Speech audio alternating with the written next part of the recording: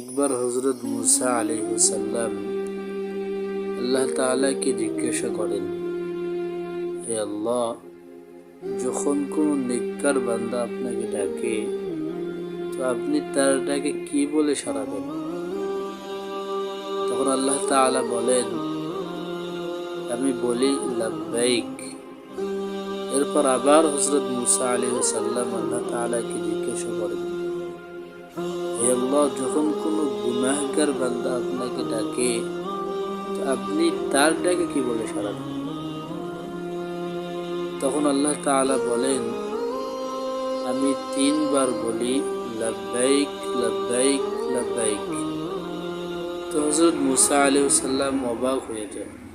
অবাক হয়ে আল্লাহ তাআলাকে জিজ্ঞাসা করে, হে আল্লাহ, যখন কোনো নেককার বান্দা আপনাকে ডাকে তো আপনি একবার লাব্বাইক বলেন, আর গুনাহগার বান্দা আপনাকে ডাকলে আপনি 3 বার লাব্বাইক বলেন।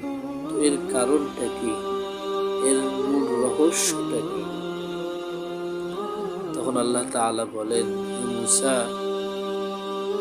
নেককার বান্দা তো তার স্বীয় আমলের উপর ভরসা থাকে, কিন্তু গুনাহগার বান্দা সে তো শুধু আমার রহমতের উপরেই ভরসা করে, আমার রহমতের উপরেই তার ভরসা থাকে।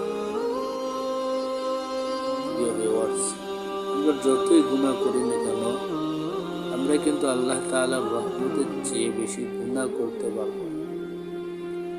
এজন্য আমাদের যত গুনাহই হয়ে যাক না কেন, আমরা সর্বদা অবশ্যই আল্লাহ তাআলার কাছে গুনাহ মাফ চাইব। রহমত থেকে কখনোই নিরাশ